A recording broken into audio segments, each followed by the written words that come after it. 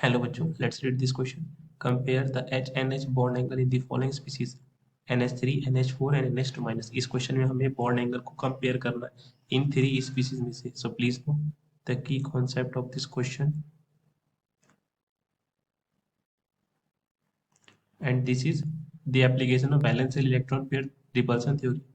So valence shell electron pair repulsion theory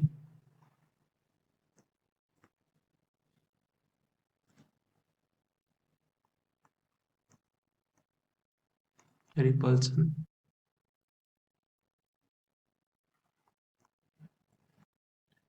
theory. This provides the order of repulsion in a molecule. The order of repulsion in a molecule.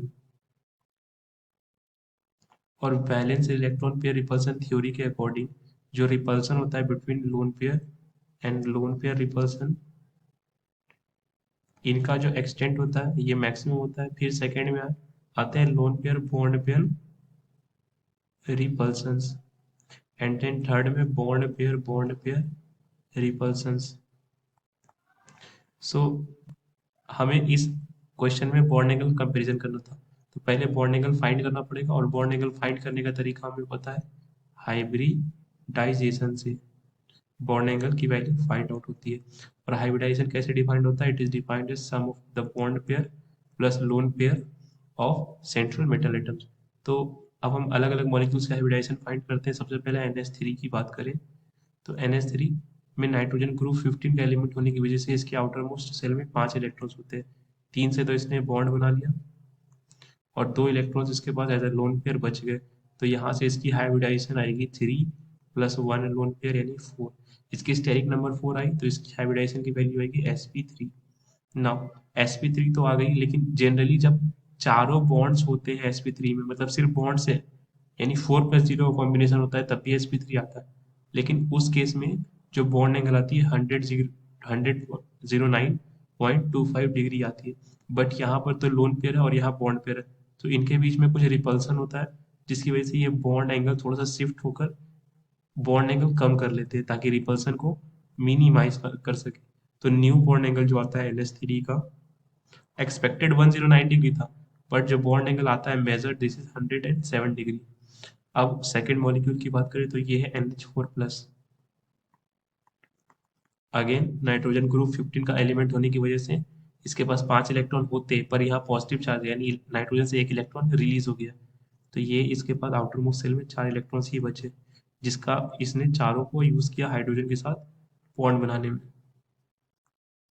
तो यहाँ से अगर इसकी hybridisation की value calculate, पहले steric number की value calculate करें तो बॉन्ड पेयर्स इसके पास 4 है, लोन पेयर नाइट्रोजन के पास कुछ भी नहीं बचा यानी स्टेरिक नंबर 4.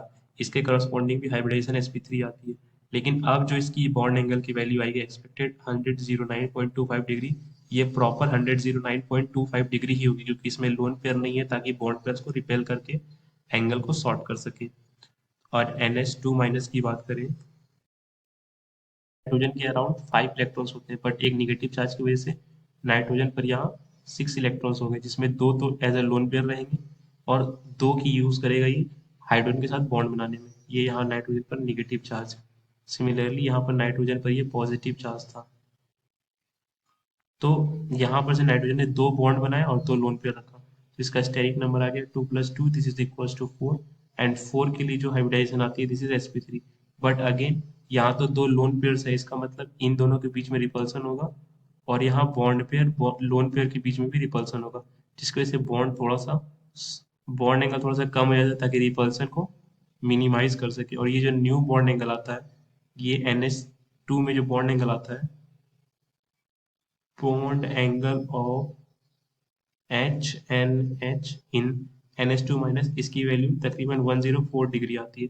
तो क्लियरली जब हम बॉन्ड एंगल को कंपेयर करें तो सबसे ज़्यादा बॉन्ड एंगल की वैल्यू आएगी NH4+ में, क्योंकि NH4 में प्रॉपर 109.25 डिग्री की बॉन्ड एंगल थी.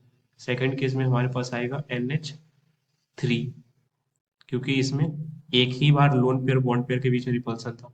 एंड देन NH2 माइनस, क्योंकि यहाँ पर 2 लोन पेयर है तो दो लोन पेयर आपस में भी रिपेल करेंगे और फिर लोन पेयर बॉन्ड पेयर को भी रिपेल करेगा। तो ये है इस क्वेश्चन का करेक्ट ऑर्डर। आई होप आपको ये कॉन्सेप्ट समझ आया स्टूडेंट्स। Thank you.